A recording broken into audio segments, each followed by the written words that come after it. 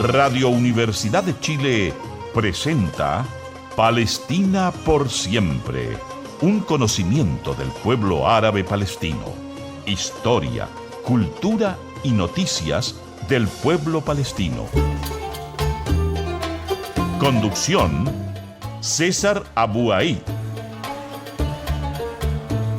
Muchísimas gracias por estar con nosotros, queridos auditores y auditoras en Chile y el mundo, a través de las distintas plataformas. Estamos en Spotify, también en nuestro canal de YouTube como Palestina por Siempre, obviamente en el 102.5 FM y en radio.uchile.cl. Hoy con el querido José Rojas. Gracias, José, por estar con nosotros, aportando todo tu conocimiento, tu talento en Palestina por Siempre. Vamos a hacer este espacio que se rige por el respeto a los derechos humanos y al derecho internacional. Hay mucho material, así que rápidamente nombro a quienes nos hacen posible. Comercial Pío Nono, todo para tu automóvil, digo, en Comercial Pío Nono. También está con nosotros la comida árabe en el Rincón Árabe, a una cuadra de la estación del metro Chile-España. www.elrinconarabe.cl, y si vas al Cajón del Maipo, Terráqueo Restaurant. Búscanos como Terráqueo-Restaurant o Terráqueo Restaurant. Bueno, a uno no deja de sorprenderle las acusaciones que hace Israel hacia Naciones Unidas. Cada vez que alguien habla algo negativo o los culpa de violaciones a los derechos humanos, al ente genocida, ellos se molestan, siempre se victimizan. No sé si ustedes se han fijado. Ahora han tratado a las Naciones Unidas y particularmente a su secretario, el señor Guterres, como que pertenece a una organización corrupta y moralmente corrupta y politizada. Parece que no era moralmente politizada ni corrupta cuando creó al Estado de Israel a finales de la década 40. Ahí estaba bien Naciones Unidas. Ahora que los critica por el genocidio que llevan a cabo en Palestina, son moralmente corruptos y están politizados. Pero bueno, vamos a Palestina precisamente, pero no a cualquier Palestina, a Palestina ocupada. ¿Por quién? Por Israel. Ahí está nuestro corresponsal, el politólogo Javier Abu Aid. Buenos días. Estamos en este contacto semanal para Palestina por Siempre de Radio Universidad de Chile, que recordemos, grabamos con un par de días de anticipación. ¿Y por qué estoy diciendo esto al comienzo? Porque hay muchas noticias que están pasando en estos momentos y que la verdad puede que cambien sustantivamente de aquí al día domingo. Y particularmente estamos hablando del ámbito regional, sobre todo la situación entre Irán, Estados Unidos e Israel. Han habido nuevos ataques durante esta semana desde Estados Unidos hacia Irán y respuestas de Irán también.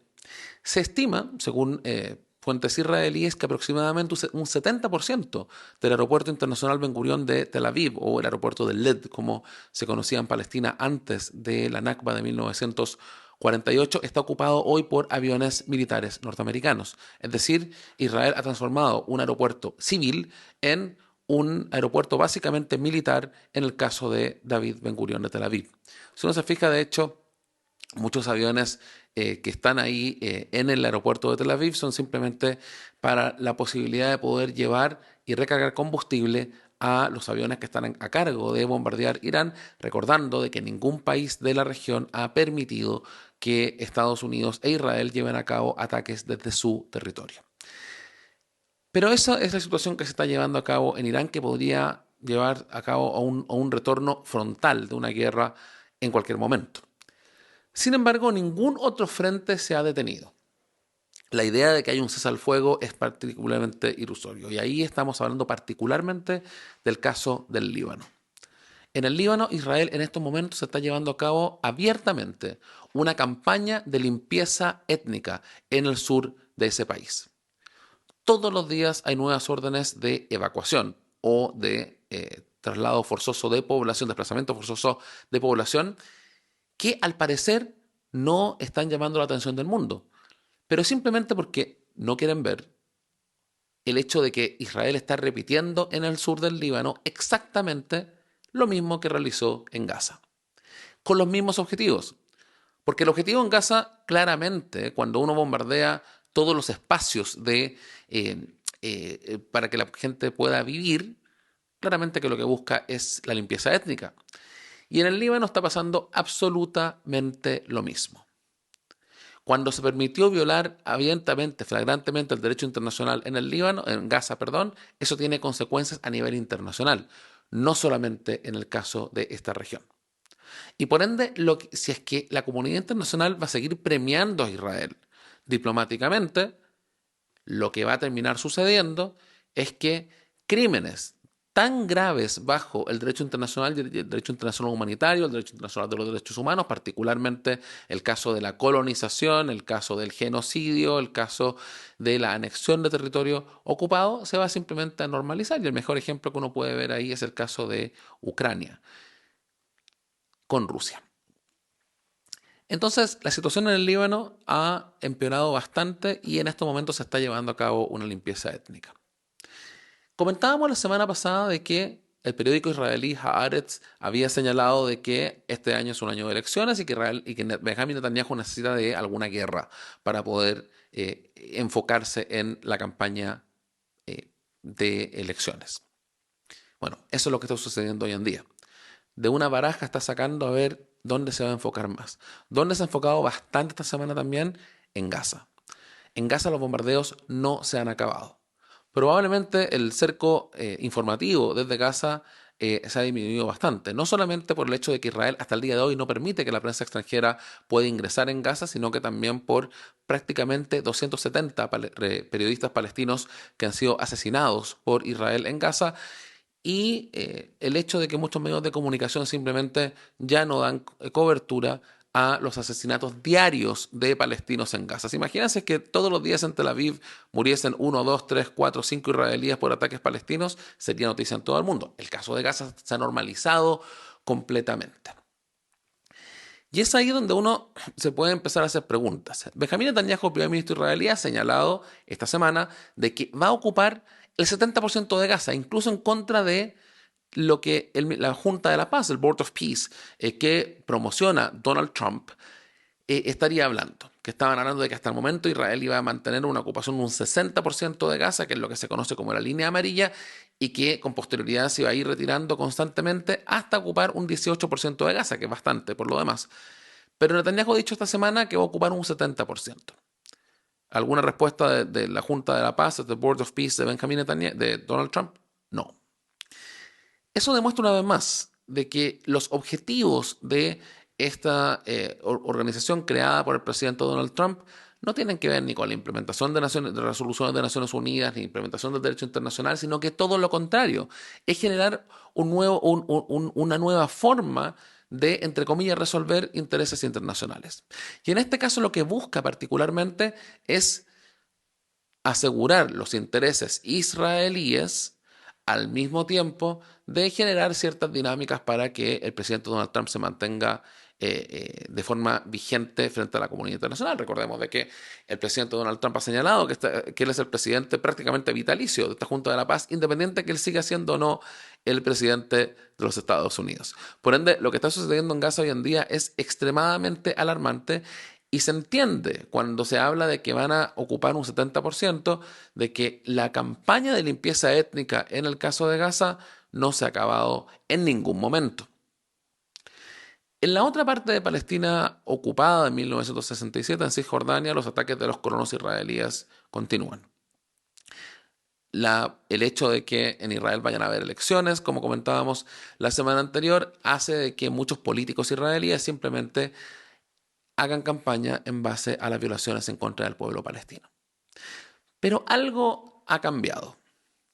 El presidente israelí Isaac Herzog, del que comentábamos su reunión con el presidente de Chile, José Antonio Kast, hace un par de semanas, ha hecho una condena a los colonos.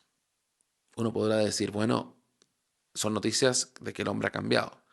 No ha cambiado. Él ha condenado sin referirse a los colonos como terroristas o como criminales. Ahora, ¿cuál es la razón por la cual después de todos estos ataques y de todo este genocidio, la persona que fue a firmar los cohetes que bombardearon a los civiles palestinos en Gaza, la persona que dijo de que en Gaza no habían civiles inocentes, que esa persona hoy en día esté condenando esto? Hay elementos muy interesantes que están dando a conocer. Particularmente el hecho de que la Corte Penal Internacional hoy en día está emitiendo nuevas órdenes de arresto en contra de oficiales israelíes. Es decir, esta idea de que oficiales israelíes que estén en servicio no pueden ser o que gocen de impunidad frente a crímenes de guerra y crímenes de lesa humanidad, inmunidad, perdón, eso ya no existe. Probablemente Isaac Herzog se está cuidando de eso, porque él ya ha sido citado por la Corte Internacional de Justicia, como comentábamos en programas anteriores, por incitación al genocidio, al señalar de que en Gaza no existían civiles inocentes. Pero eso también se entiende de sus declaraciones que hay un debate bastante mayor. Hay una separación muy grande entre muchos grupos judíos fuera de Israel y la población o la sociedad israelí en su conjunto. ¿Y por qué digo en su conjunto? Bueno, usted me podrá decir, bueno, es que hay gente que está en contra de lo que ocurre, 100%. Pero la inmensa mayoría de la sociedad, y acá voy a decir judía israelí, porque hay un 20% de la población israelí que son palestinos, cristianos y musulmanes, simplemente no le mueven estas cosas. No es un tema para las elecciones. El supuesto líder progresista israelí, Yair Golan, ni siquiera está hablando en serio de lo que está sucediendo. No hay un político israelí que salga a decir, mire, si yo salgo electo, la ocupación se va a acabar. Si yo salgo electo, van a haber dos estados. Para nada. A lo máximo se habla de una cosa que le dicen separación. Pero usted sabe lo que significa separación sin soberanía, es apartheid, digamos, que es un crimen como el que se cometía en Sudáfrica y que hoy en día se comete aquí en Palestina ocupada. Por eso la idea de que el presidente israelí hoy en día esté intentando enfocarse de una forma distinta también tiene que ver con su origen político. En Israel por mucho tiempo hubo políticos, particularmente vinculados al Partido Laborista Israelí, que hoy en día está bastante minimizado, que cometiendo crímenes de guerra y crímenes de lesa humanidad aún contaban con la simpatía de gran parte del mundo occidental. Pero hoy en día eso se ha acabado. Los días de Golda Meir, de Shimon Peres, de Shlomo Ben Ami se han acabado. Porque las opiniones públicas a nivel internacional han visto el genocidio que se está cometiendo y han visto una cosa aún mucho más importante. No estoy diciendo que el genocidio no sea probablemente lo más importante, pero políticamente lo más importante es que Israel no quiere ninguna solución que incluya entregar algún derecho al pueblo palestino. Israel está en contra de la solución de dos estados, está en contra de la solución de un estado con igualdad de derechos y todo lo que proponen en estos momentos es o una limpieza étnica o que palestinos y palestinas acuerden vivir como ciudadanos de segunda o tercera categoría bajo un régimen de apartheid. Ese es el proyecto político israelí. Absolutamente nada más que eso. Y por ende, cuando países como Chile insisten en continuar, más que continuar, en fortalecer sus relaciones con un país como Israel, se están convirtiendo en cómplices de los crímenes que ese Estado está cometiendo. La responsabilidad internacional señala que también hay una responsabilidad de proteger. La de proteger a una población civil que está siendo masacrada día a día en Palestina. Pero también el hecho de que el gobierno israelí no solamente masacra, sino que ni siquiera está comprometido con un programa político que pueda llevar a una solución. Israel dice abiertamente, mire, a mí no va a haber un Estado palestino. No me interesa que haya un Estado palestino. ¿Y cuál es la alternativa que están dando? Entonces, desde esa perspectiva, claramente que hay algunos países, y en Sudamérica ya hay bastantes, Argentina, Bolivia, Paraguay, y sumando en este caso a Chile,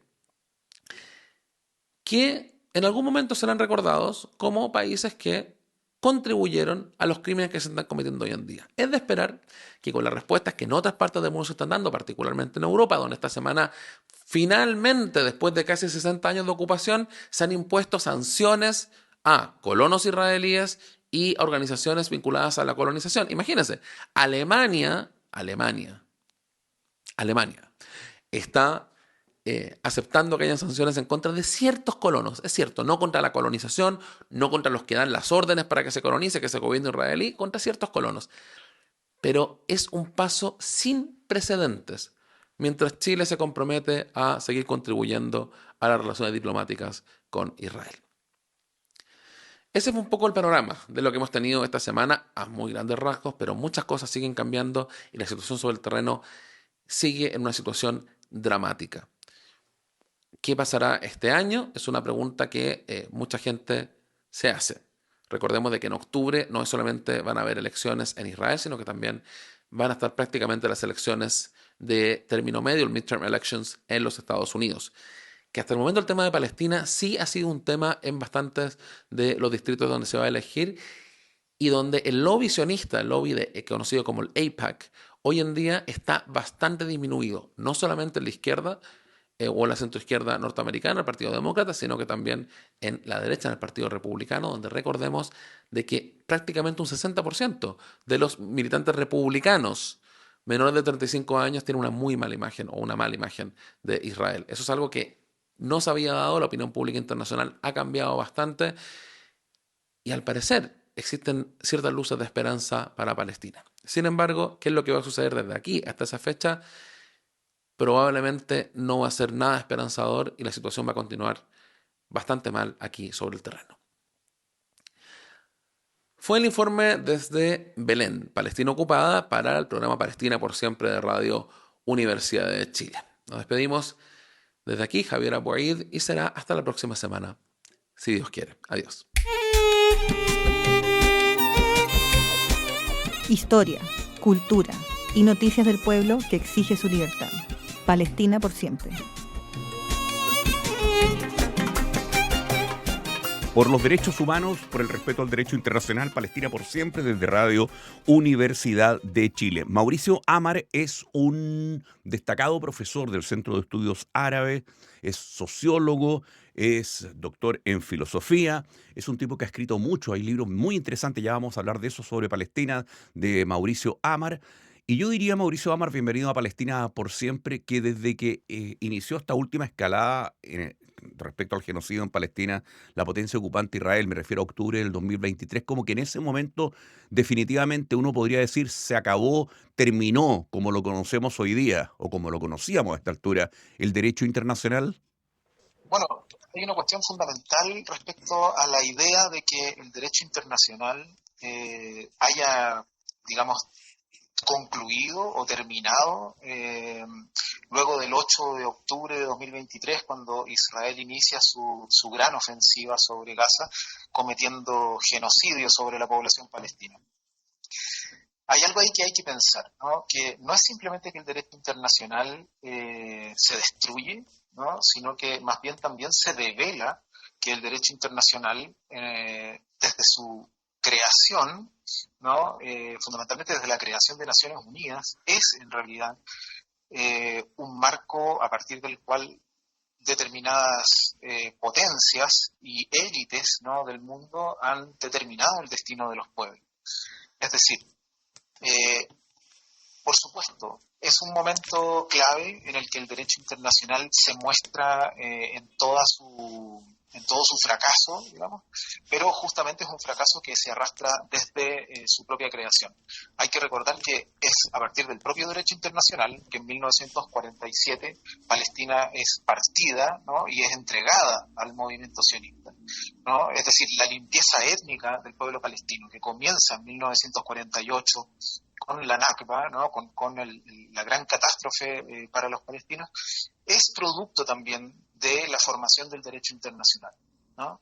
Entonces, claro, hay un momento clave desde el inicio del genocidio en Palestina en que el derecho internacional se muestra evidentemente como fracasando, ¿no? y se ve toda la injusticia. Podemos apreciar, por ejemplo, cómo la Unión Europea, ¿no? que de alguna manera muchas veces viene a darnos lecciones sobre cómo valorar los derechos humanos, en realidad lo que ha hecho en Palestina es apoyar abiertamente el genocidio, ¿no? Y ahí hay figuras claves como el canciller alemán Merz o Ursula von der Leyen, que han jugado un rol fundamental en el apoyo a Israel.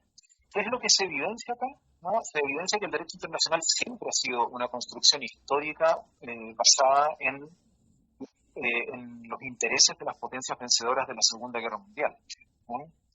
Existe, por supuesto, la posibilidad de pensar otro derecho internacional, ¿no? Es decir, no es que lo que se ha caído, lo que ha fracasado, es el derecho internacional tal como lo conocemos, es decir, ese derecho internacional que surge después de la Segunda Guerra Mundial. Pero es perfectamente posible pensar hoy día, ¿no? la construcción de un mundo con un derecho internacional basado en otras reglas, ¿no?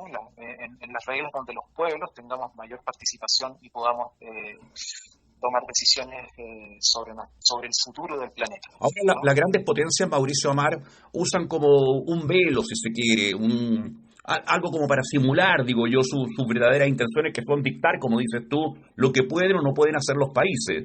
Pero, cuidado, Israel es una gran potencia, es un gran país que no se le dice absolutamente nada hace 80 años y hace y deshace con todo lo que sea el respeto a los derechos humanos, al derecho internacional, a la dignidad de las personas, etcétera, etcétera. Que existe una cuestión que supera al Estado de Israel, ¿no? Que es la ideología del sionismo. Y la ideología, como lo hemos visto a propósito de la situación hoy día de Estados Unidos, ¿no? Es una ideología que se ha tomado completamente el aparato estatal estadounidense, ¿no? Y que hoy día comanda a las principales empresas que han participado también del genocidio. Entonces hay que mirar esta cuestión desde una mirada más amplia que el propio Israel.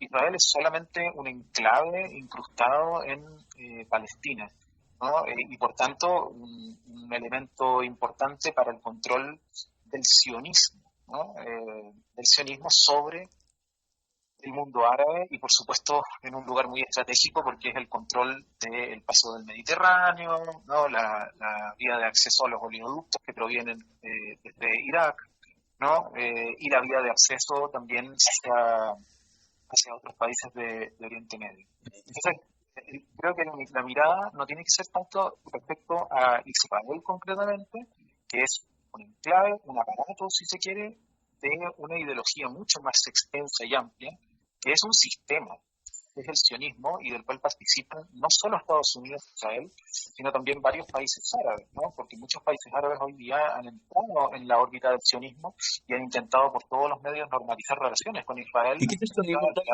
no está de más aclararlo, no está de más volver a aclararlo, porque cuando tú dices que hay muchos países que han entrado en connivencia, por decirlo de alguna forma, con el sionismo, esos países árabes, ¿cómo entienden el sionismo para acercarse a él?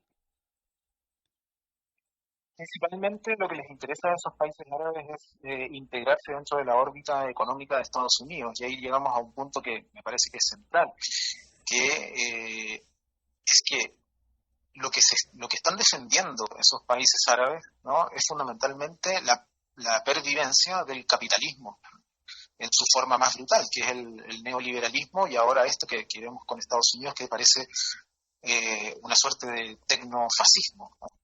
Entonces, claro, estos países árabes desde la caída del panarabismo en 1967 han empezado a integrarse a las órbitas económicas de Estados Unidos, y para hacerlo, ¿no? Han entrado en una relación cada vez más amistosa con Israel. Primero fue Egipto, ¿no? Que firma un acuerdo de paz en 1977, pero luego empiezan a aparecer otros países árabes como Marruecos, Emiratos Árabes Unidos, y el mismo Arabia Saudita, que si bien no ha normalizado relaciones con Israel, ha sido un puntal para que otros lo hagan antes de realizarlo ellos mismos. Ahora se dice que Israel es sionista, que el sionismo israelí consiste en la expansión de su territorio, en tomarse todo el Medio Oriente, ese es el gran Israel.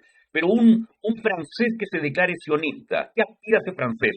O un alemán que se declare sionista, o un estadounidense sionista. ¿Ellos a qué aspiran? Bueno, fundamental, es que lo que pasa es que hay distintos tipos de sionismo, y eso es una cuestión importante, ¿no? Hay un sionismo que se da al interior del judaísmo, ¿no? Dentro de los judíos hay quienes promueven el sionismo y bueno, enganchan ideológicamente con la idea de la creación de un gran Israel y con la redención, digamos,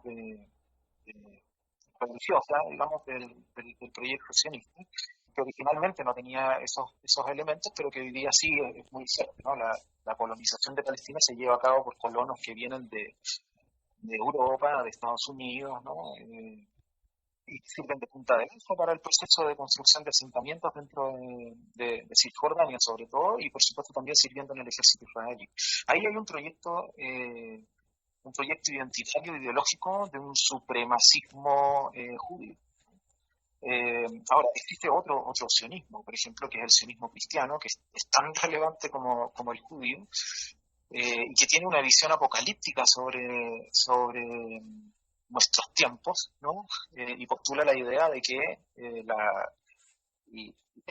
fortalecimiento de Israel va a llevar a un punto en el que el fin del mundo se va a acelerar, y luego va a venir un proceso de conversión de los judíos al cristianismo, ¿no? Eso es muy raro, pero es un sionismo que tiene componentes antisemitas también, ¿no?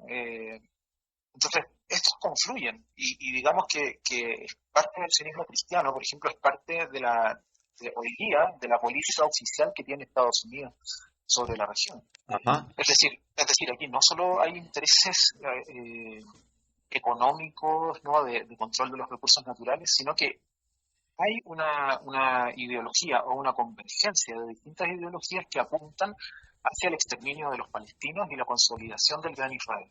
Eso tiene, por supuesto, como decía, elementos económicos, ¿no?, políticos, geoestratégicos, pero también un componente religioso fundamentalista que hoy día, bueno, lo vemos con la administración de Trump y lo vemos también en las políticas de los colonos judíos en Palestina. Estamos dialogando en Palestina por Siempre, espacio que se rige por el respeto a los derechos humanos y el derecho internacional aquí en Radio Universidad de Chile. Dialogamos con Mauricio Amar, él es sociólogo, profesor del Centro de Estudios Árabes, doctor además en filosofía, autor de un libro que ya vamos a hablar con él, que salió hace muy poco, que se llama El paradigma Palestina, sionismo, colonización y resistencia. Hay cosas que igual, aunque uno tenga claro que hoy día mandan los bárbaros, por decirlo de alguna forma, mandan las armas, mandan las bombas, mandan la destrucción, cuesta entender.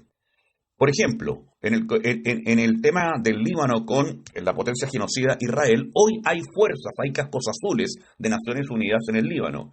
¿Qué explicación que pueda entender uno medianamente existe para que un país, un Estado como es el palestino, que viene siendo pisoteado, humillado, vulnerado con un genocidio como el que se ha llevado a cabo en Palestina, no tenga fuerzas internacionales, donde hay colonos que van a atacar a los palestinos y los asesinan, literalmente, colonos armados protegidos por su ejército? Y todos los días los palestinos y palestinas tienen que vivir una real vulneración de todo tipo de derechos. ¿Qué explicación hay para que Naciones Unidas, que sí, por ejemplo, en el Líbano, tiene cascos azules, no los tenga en Palestina, Mauricio Amar? Bueno, principalmente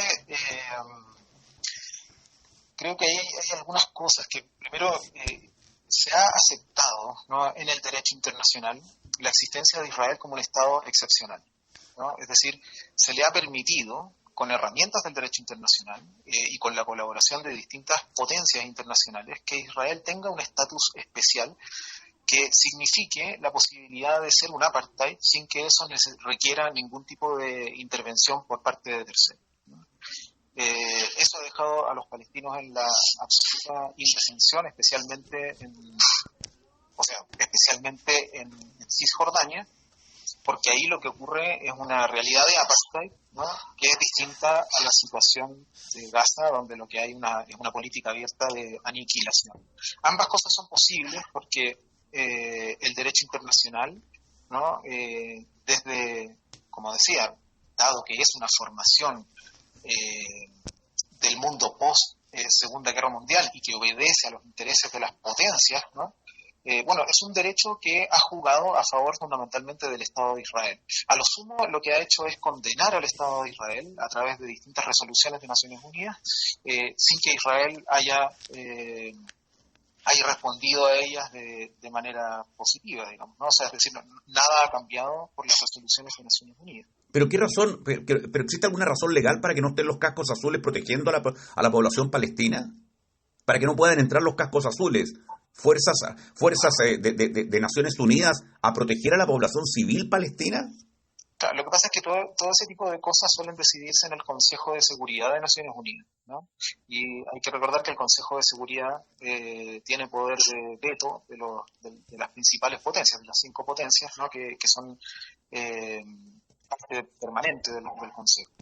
Entonces, cada vez que hay una iniciativa que busca intervenir directamente en la situación de Palestina, en el genocidio, está el veto fundamental de Estados Unidos, que, como decíamos, forma parte del tejido del sionismo, ¿no? Qué terrible. Mauricio, ¿las vidas palestinas simplemente han sido asesinadas y hasta ahí quedó la historia? ¿O le estarán pasando la cuenta a este sionismo genocida? De alguna manera, ¿tú sientes que hay alguna factura que tenga que pagar el Estado genocida y sus aliados de Israel con todas las muertes, con esta barbarie que vive el pueblo palestino? Bueno, lo que pasa es que estamos viviendo quizás un momento crucial que no es solo un momento crucial para los palestinos, sino para toda la humanidad, ¿no? hemos llegado al punto en que Estados Unidos e Israel se han convertido básicamente en una máquina de muerte para los palestinos, pero también para distintos pueblos oprimidos. Entonces, por supuesto que si queremos, digamos, un mundo que sea distinto, un mundo en el que sea posible vivir de manera digna, ¿no? Bueno, todos tenemos que pensar en cómo hacer posible ese mundo. Respecto a la cuestión palestina en concreto, yo creo que hay que recordar que hay un llamado internacional a participar en el boicot con desinversión y sanciones contra el Estado de Israel, que es la campaña del BDS, donde las personas de todo el mundo, digamos, pueden hacer, digamos, praxis de su conciencia moral y, por tanto, participar activamente de una resistencia pacífica contra el Estado de Israel. Y eso es algo que las personas pueden hacer, ¿no? Indudable. Oye, déjame aprovechar a hacer un paréntesis. Mauricio Amar, conversando en Palestina por siempre. Recién apareció otro libro, ya vamos a hablar del tuyo, del sello Seix Barral, que se llama Diario de un joven médico. Súper interesante, se lo recomiendo a toda la gente que respeta los derechos humanos y quiere un mundo mejor, un mundo más humano. Diario de un joven médico, notas sobre el genocidio en Gaza, del médico palestino Ezidén Shehab. Ezidén Shehab. Ya no soy médico, dice en la portada, soy testigo del lento asesinato de la dignidad, de una tierra donde la medicina es una broma cruel y la supervivencia un pecado. Él va notando día a día todo lo que le ha tocado ver en la franja de Gaza, en Palestina ocupada, y es realmente espeluznante. Bueno, yo creo que alguien se imagina, o sea, espeluznante ver a madre hablando con él, preguntándole si va a ser posible que su hija se recupere después de que tenía amputados los dos brazos, por ejemplo. Cosas de ese calibre, y no son las peores, obviamente. Recomendable el libro. Como recomendable también el tuyo, pues, El paradigma palestino, que tiene como subtítulo Sionismo, colonización y resistencia, Mauricio Amar. Sí, bueno, yo creo que en los últimos años han aparecido un montón de libros que son súper interesantes y que dan cuenta de la situación palestina desde distintos ámbitos, ¿no? Porque uno es, por ejemplo, el ámbito jurídico, ¿no? Sobre el que tú preguntas, pero también está la cuestión más humana, ¿no? Es decir, hoy día, en gran medida, Israel está exterminando a la población palestina, y hay que pensar, por ejemplo, que hoy día la Franja de Gaza es el territorio que concentra la mayor cantidad de personas con mutilaciones, amputaciones en el mundo. Es el lugar donde la mayor cantidad de niños, ¿no? Tiene problemas severos, traumas severos, ¿no? Que van a influir para toda su vida. Entonces, claro, la cuestión palestina tiene que ser abordada desde distintos lugares, desde la psicología, también desde la investigación, por ejemplo, ¿no? Hay algunos textos como el que ha trabajado Eyal Weizman, por ejemplo, sobre la manera en que la infraestructura palestina ha sido completamente destruida, y eso forma parte también del genocidio y de la posibilidad de reconstruir después la sociedad, ¿no? Entonces, claro, la mirada sobre Palestina hoy día tiene que hacernos converger a todos, ¿no? Porque tenemos distintas perspectivas, distintas miradas, y podemos atender a distintos problemas, ¿no? Hay problemas que conciernen a la psicología, a la sociología, a la antropología, a la historia, ¿no? Al derecho, por supuesto, ¿no? Esa es una cuestión fundamental, tratar de enfrentar el problema desde las distintas prácticas cotidianas. De acuerdo. ¿Y cuánto tiempo te llevó el libro? Y como yo te preguntaba, ¿qué te significó a ti como investigador llevar a cabo esta publicación, El paradigma Palestina? Bueno, la verdad es que como académico y de origen palestino, para mí ha sido una escritura dolorosa, porque el libro lo comencé a escribir cuando empezó el genocidio, pero obviamente mi intención, más que tratar de describir, por ejemplo, el genocidio, o incluso más que describir el colonialismo paso a paso, digamos, lo que me interesó sobre todo era la posibilidad de pensar Palestina como una suerte de espejo a través del cual nosotros podemos ver cómo funciona el poder en nuestra realidad contemporánea, ¿no? Entonces, de alguna manera, el libro también es una buena entrada para entender cuestiones que el propio libro no abarca por una cuestión de temporalidad, ¿no? Pero que es, por ejemplo, la aparición de las tecnologías de inteligencia artificial, empresas como Palantir, ¿no? Y su rol, por ejemplo, en el propio genocidio, y así también hoy día en el control de las personas en general, ¿no? Entonces, Palestina no es simplemente un lugar donde se está produciendo un genocidio. Palestina ilumina prácticas que el poder desarrolla en nuestras propias sociedades, ¿no? Que son las políticas de control de las poblaciones. El Estado genocida israelí, no lo digo yo, lo dice Naciones Unidas, ¿no es cierto? Todas sus investigaciones, etcétera, dicen precisamente que Israel lleva a cabo este tipo de acciones. Israel, cuando quiere ser preciso en sus crímenes, lo es, y logra matar gente fuera de Israel, etcétera, etcétera. Pero en Palestina no hay problema. Andan buscando supuestamente a alguien y revientan todo un edificio y matan una cantidad enorme de personas. Ya no nos sorprende nada. Pensaba en Estados Unidos con el colegio de niñas, 180 niñas que asesinó en Irán, por ejemplo. Lo mismo a propósito de lo que había ocurrido en Palestina desde el 2023. Tampoco sorprende. 180 niñas entre 7 y 11 o 12 años muertas por una bomba estadounidense. Y la vida sigue igual, como diría Julio Iglesias, ¿eh? O sea, algo tiene que ocurrirnos internamente para que empiece a pasarnos realmente cosas que nos hagan actuar, ¿no es cierto?, como comunidad internacional, y no solamente rechazar este tipo de cosas, o decir, por Dios, qué horror, ¿cómo puede ser? No sé, ¿por dónde pasará eso, Mauricio? Te lo pregunto ya, tú eres doctor en filosofía, ¿por dónde irá eso?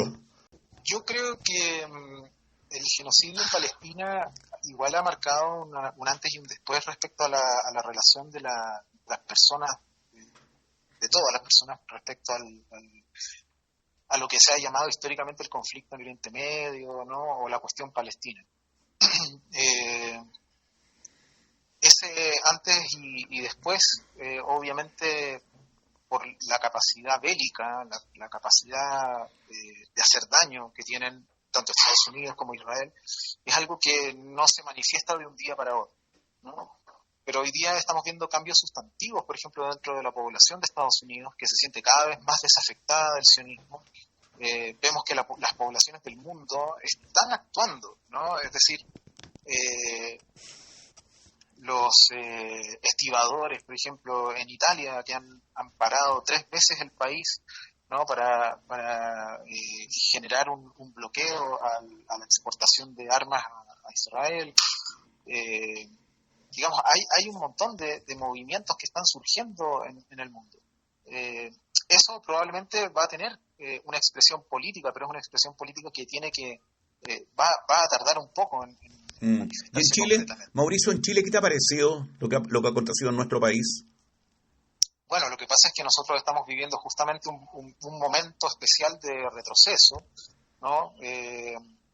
Porque si bien el gobierno de Gabriel Boric nunca rompió relaciones con Israel, que creo que era lo que había que hacer, mantuvo sí una posición muy dura y crítica, al menos retóricamente, respecto al Estado de Israel, ¿no? Pero estamos viviendo justamente el momento de retroceso en el que el nuevo gobierno, digamos, tiene incluso consejeros sionistas metidos en el Palacio de la Moneda, ¿no? Entonces, probablemente la posición de Chile en términos institucionales sea una cuestión, digamos, a favor de la normalización del genocidio y la protección de Israel en el campo del derecho internacional.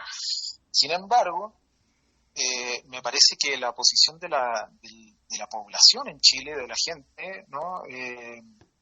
Me parece que es mayoritariamente consciente de que lo que aquí ha ocurrido es un genocidio, y han existido una serie de formas de organización, entre ellas la del boicot, ¿no? O sea, por eso quiero insistir sobre eso, porque es una forma concreta en la que la gente puede participar en una resistencia pacífica contra la ocupación israelí. Pero el boicot, ¿qué viene a hacer en definitiva, Mauricio Amar? ¿No tomar Coca-Cola, por decir algo? Lo que pasa es que el boicot funciona bajo distintos registros, ¿no? Eventualmente puede ser, por ejemplo, el boicot a una determinada marca, a un determinado artista que promueva, digamos, al Estado de Israel, una determinada conferencia en la que participe, por ejemplo, alguien que viene financiado por el Estado de Israel, ¿no? Puede tener esos registros, pero hay otros que son más importantes. Uno de ellos es la compra de armamento, ¿no? Chile como país, como Estado, compra armamento al Estado de Israel. El gobierno anterior de Gabriel Boric había dado una instrucción de que una vez que se terminaran los contratos de compra de armamento no se renovaran. Sin embargo, es muy probable que eso vaya a seguir, se renueve, digamos, con este gobierno, ¿no? Entonces, por ejemplo, la presión sobre el Estado para que termine su relación comercial con Israel, la presión sobre el Estado para que rompa relaciones diplomáticas con un Estado genocida, ¿no? Oye, y a propósito, Mauricio, ¿por qué yo he visto en esto del boicot hacia Israel aparece la marca Coca-Cola? ¿Qué tiene que ver la Coca-Cola para que todos entiendan por qué está la Coca-Cola ahí? ¿Qué hace la Coca-Cola? No, bueno, es que por eso te digo, no tiene que ver con el boicot específico a una determinada marca, salvo cuando esa marca tiene una relación importante con Israel. Porque también en el fondo, si uno se pone a boicotearlo todo, claro, no tiene... Se vuelve un círculo vicioso. Se vuelve un círculo vicioso. Pero sí, por ejemplo, hay una serie de, no sé, por ejemplo, cosméticos que provienen de Israel. En colonia ocupada Palestina. Exacto. Ahí te entiendo perfectamente. Sí, obvio. Perfectamente posible de boicotear. Exactamente. Ahora, insisto que la cuestión más importante es la compra de armas y tecnologías, ¿no? Que hace Chile a Israel. Y ahí y esa es una el clamor popular tiene que hacerse sentir, te entiendo. Oye, Mauricio, bueno, yo te quiero agradecer, te tomaste más de la mitad del programa, Mauricio, ¿eh? Pero estuvo interesante conversar contigo. Mauricio Amar, sociólogo, profesor del Centro de Estudios Árabes de la Universidad de Chile, doctor en filosofía y autor del libro que también hemos conversado aquí en Palestina por Siempre, El Paradigma Palestina, Sionismo, Colonización y Resistencia. Mauricio, tremendo abrazo para ti, gracias por la contribución. No, muchas gracias a ti, César. Un abrazo. Todo para tu vehículo, alineación, balanceo, neumáticos, revisión de los 10.000 kilómetros, cambio de aceite, tren delantero, en Pío Nono. Encuentra tu sucursal más cercana en comercial pionono.cl. Si vas al Cajón del Maipo, acuérdate de Terráqueo Restaurant, a 5 minutos de la Plaza de San José. La comida del mundo en Terráqueo Restaurant, en un lugar maravilloso. Terráqueo-restaurant, Terráqueo Restaurant. Y la comida árabe, hoy domingo abierto hasta las 4 de la tarde, el Rincón Árabe, en Juan Enrique Concha 55, a una cuadra de la estación del metro Chile, España. Interesante, diría que interesantísimo, si que existe esa palabra, el análisis que hace respecto a los medios de comunicación y cómo han cubierto el tema de Palestina el periodista Eduardo Azfura. Imaginen que alguien enciende la televisión en Chile o abre un diario nacional y quiere entender qué ocurre en Gaza o Cisjordania. ¿Qué encontraría? Titulares que hablan de conflicto, de negociaciones entre las partes, respuestas militares israelíes, daños colaterales entre la población palestina. ¿Qué no encontrarían? La palabra genocidio, por ejemplo, a pesar de que organizaciones como Amnistía Internacional, Human Rights Watch, 68 ONGs israelíes y la propia Comisión Internacional Independiente de Naciones Unidas reconocen que Israel comete al menos 4 de los 5 actos constitutivos de genocidio de acuerdo al derecho internacional: matar miembros del grupo humano, causarles graves daños físicos o mentales, imponer condiciones de vida destinadas a destruir a ese grupo e impedir nacimientos. En la prensa corporativa, no obstante, se evita explicar que esto no es un conflicto neutral, sino un proyecto de colonización de casi 8 décadas de limpiezas étnicas, ¿verdad? 59 años de ocupación militar. Esta semana, amigas, amigos, quiero precisamente hablarles sobre el rol de los medios corporativos, la prensa, la radio, la televisión, en la normalización de la narrativa israelí sobre Palestina y cómo esa maquinaria informativa permite que el genocidio continúe. al condicionar, por ejemplo, la respuesta ética, ¿verdad?, de la sociedad civil. Palestina está tan lejos, hay guerra en todas partes, ocúpense de Chile. Esas reacciones están moldeadas por el tipo de cobertura que reciben estos hechos. ¿Cómo informan e influyen esos medios? El Centro de Información Palestina identifica al menos 4 formas periodísticas que apoyan este sesgo. Vamos a verlas muy brevemente, ¿verdad?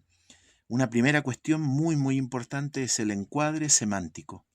Las palabras que se usan importan no solo por sus significados, sino por sus connotaciones.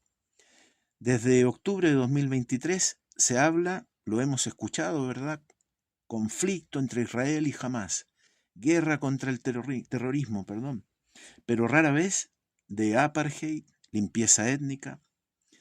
Al decir conflicto se igualan 2 bandos, ocultando que Israel es un estado ocupante con uno de los mayores ejércitos del mundo y Palestina un pueblo y territorio bajo ocupación. Una segunda cuestión muy vinculada con esto, la omisión en los medios corporativos occidentales del contexto histórico. No se explica que Gaza vive bajo un bloqueo ilegal de aire, mar y tierra desde 2007, que Cisjordania es colonizada sistemáticamente, o que la Nakba de 1948 representó la expulsión de más de 750.000 palestinos y palestinas. Por lo mismo, y esto es muy relevante, nunca se pronuncia la palabra sionismo. Imagínense ustedes cuántos analistas internacionales y la palabra sionismo no aparece por ninguna parte. Una palabra clave para entender que esto no es un conflicto religioso, sino un proyecto colonial de un movimiento político nacionalista, el sionismo, es decir, una secularización intencionada e instrumental del judaísmo que ha devenido en un proyecto racista y supremacista. Muy relacionado también con esto, una tercera cuestión que encontramos, ¿verdad?, la fuente única. Medios como CNN, BBC o The New York Times citan mayoritariamente al ejército y funcionarios israelíes. Ustedes lo han escuchado. El alto mando israelí, ¿verdad? Las voces palestinas minimizadas. Un análisis de casi 55.000 artículos, fíjense, entre octubre de 2023 y agosto de 2025, muestra cómo este sesgo estructural favorece el encuadre israelí. En CNN, cada línea, ¿verdad?, sobre el denominado conflicto debe pasar por la oficina en Jerusalén donde sensores militares israelíes ejercen control sobre la cobertura. Y tenemos un cuarto aspecto, ¿verdad?, que es muy decisivo, la deshumanización. Sutil, pero deshumanización. Las víctimas palestinas suelen reducirse a muertes o afectados por los bombardeos, mientras las israelíes se nombran con historias, con fotos, con biografías. El mismo estudio que mencionábamos encontró que incluso, escuchen esto por favor, durante el peor momento de la hambruna en Gaza, las palabras sobre terrorismo superaban a las relativas a la hambruna por 2-1. La BBC empleó terrorismo en casi 2/3 de sus artículos sobre Gaza. Estas estrategias no son inocentes, por supuesto. Al silenciar o distorsionar, los medios reducen la empatía pública, debilitan, ¿verdad?, también la presión política sobre gobiernos cómplices y permiten que el genocidio continúe. Y en esto hay un hecho que nuestra profesión, me refiero al periodismo, ¿verdad?, no puede ignorar. Según el prestigioso Watson Institute de la Universidad de Brown, esto es una universidad estadounidense, la cantidad de periodistas y trabajadores de prensa asesinados por Israel en Gaza, casi 300, supera, oigan esto por favor, la suma de los reporteros muertos en la Guerra Civil Estadounidense, la Primera y Segunda Guerra Mundial, las guerras de Corea, Vietnam, Camboya, Laos, la antigua Yugoslavia, Afganistán y Ucrania, juntas. Sí, tal como oyeron, juntas. El Comité para la Protección de Periodistas registró en 2025 un récord. 129 periodistas asesinados en todo el mundo, la cifra más alta desde 1992. 2/3, el 67% de esas muertes, ocurrieron en Gaza por acciones de Israel. Mientras tanto, en Chile los medios corporativos han dado una cobertura mínima al bombardeo de escuelas, de hospitales, al asesinato masivo de civiles, y en cambio, ¿verdad?, los vemos a diario cubriendo ampliamente desastres o curiosidades climáticas, polémicas políticas, excentricidades de Hollywood, ¿verdad?, las últimas estrellas de Hollywood y sus amores, sus polémicas. Los héroes de Gaza dan su vida por la verdad. Mientras tanto, la prensa occidental, la prensa corporativa nacional, modula su relato según los dueños del negocio. ¿Qué periodismo permite esto? Hay que preguntárselo, ¿no? ¿Qué ética prioriza la relación con fuentes oficiales sobre la vida humana? ¿Qué futuro tiene también un periodismo que renuncia a informar verazmente sobre la injusticia? Los medios hegemónicos no son espectadores inocentes. Con encuadres, con omisiones, con fuentes, construyen la realidad pública. Cuando esa realidad oculta un genocidio, podemos hablar, y tenemos que decirlo claramente, se convierten en cómplices.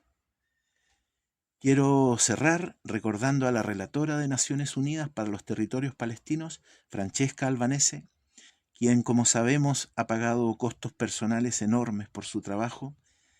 Ella afirma que los medios han mantenido una línea apegada a la narrativa militar israelí, reproduciendo terminología que justifica muertes y destrucciones, como la supuesta sede de Hamás bajo hospitales, ¿verdad?, algo usado para destruir luego esos recintos hospitalarios, o el mantra repetido incesantemente de los escudos humanos, un lenguaje que crea dogmas, que culpa a las víctimas de su propio sufrimiento, como si los palestinos, y nadie más que los palestinos, fueran los culpables de la barbarie genocida que los azota. Pero cuando los periodistas del mañana revisen lo publicado y lo callado, entenderán que hubo oportunidad de informar con veracidad, ¿verdad?, y dar voz a las víctimas, y que muchas eligieron, cuando podían elegir, por supuesto, la complicidad silenciosa. No puedo, por supuesto, despedirme sin reconocer a los medios y profesionales que, cumpliendo su deber humano, su deber ético, ¿verdad?, tendrán razones de orgullo y mucho que contar a sus hijos o nietos sobre el lugar donde estuvieron mientras un poder descomunal intentaba borrar a un pueblo de su tierra. Por ellos y por medios públicos como Radio Universidad de Chile y Palestina por Siempre, podemos aún confiar en los buenos tiempos que vienen para el periodismo, para el derecho internacional y para los derechos humanos. Nos vemos, queridas amigas, queridos amigos, el próximo domingo. Aviones de papel. Un sobrevuelo rasante por la cultura palestina. Muy buenos días, querida familia radial. Una vez más, nos encontramos sobrevolando sus hogares en estos aviones de papel que semana a semana propician el diálogo y la reflexión en torno al arte, la cultura, la actualidad y los derechos fundamentales en Palestina. La crónica de hoy lleva por título El canto de los pájaros. Una pluma se mueve inquieta sobre el papel, pestañea y mueve sus alas como vaticinando un oscuro acontecer. Otra noche más en Galilea, noche de ecos vacíos, penumbra de máquinas del temor acechantes. El estruendo lo inunda todo, inunda el éter, inunda los cajones del escritorio, abigarrados de notas, escritas con tinta oscura, con tinta carmesí. Marwan Makul aguza su oído, solo escucha estruendo sobre estruendo. Las aves han enmudecido su trino, porque los cohetes han aprendido a hablar. Han anidado entre las piernas de los hijos de Sión y vuelan inquietos persiguiendo niños palestinos para picotear sus cabezas. Una calle vacía, una ventana cerrada, un café a medio terminar, la ceniza del cigarrillo acumulándose. Hay un suspenso eterno, la madre de abultado vientre que espera a su hijo, el niño que espera a ser hombre, el hombre que espera a ser anciano, el viejo que espera su digna muerte. Todo queda suspendido entre una detonación y otra, entre un cadáver y otro, entre un cuerpo aplastado y otro, entre un secuestro y otro, entre un acuerdo de cese al fuego roto y otro, entre un desacato del derecho internacional y otro, entre una estrella de David y otra. La poesía es política, no es un cuadro decorativo que combina con la tela del sofá.